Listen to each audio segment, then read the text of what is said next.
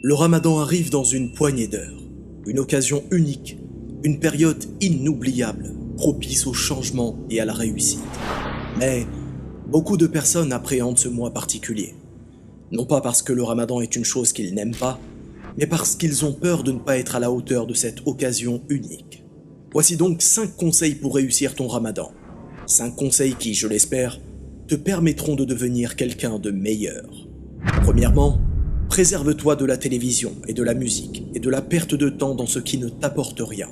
Le prophète Mohammed sallallahu alayhi wa sallam a dit « 2 bienfaits négligés par beaucoup de gens sont la santé et le temps libre. » Alors, profite de chaque instant de libre pour satisfaire ton Créateur pendant ce mois particulier.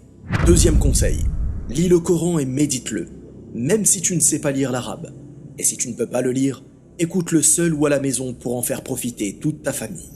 Le prophète Mohammed sallallahu alayhi wa sallam disait « Celui qui récite le Coran avec habileté sera avec les anges scribes purs et nobles, et celui qui récite le Coran avec difficulté aura 2 récompenses, dans le sens qu'il sera récompensé pour ses efforts dans la lecture du Coran qui lui est difficile, et pour sa lecture du Coran en elle-même. » Troisième conseil, sois bienfaisant en rendant visite à ta famille.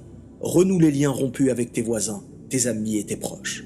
Le prophète sallallahu alayhi wa sallam a dit « Celui qui respecte les liens de parenté n'est pas celui qui rend le bien par le bien. C'est celui qui continue à respecter ses liens, même si ses proches les rompent. » Comprenez bien que ce mois est l'occasion unique de renouer avec vos proches, avec lesquels vous avez pu vous quereller.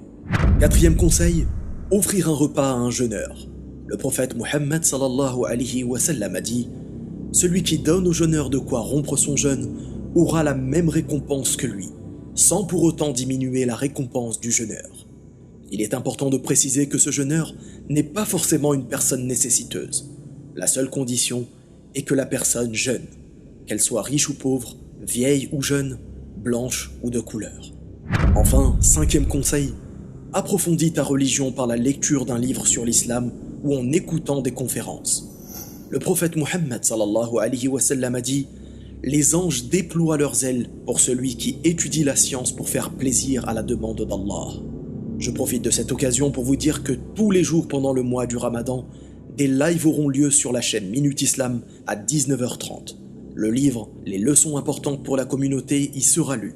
Un livre pour connaître les bases de l'islam.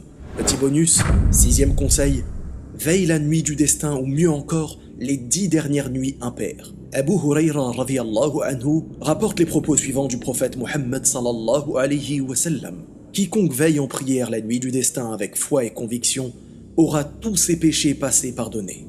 Pour finir, mettez-vous à la place de l'ensemble des personnes qui ont quitté ce bas monde en cours d'année. Pensez-vous qu'elles avaient conscience que le Ramadan dernier était leur dernière occasion de réussir ce mois? Avec certitude, non.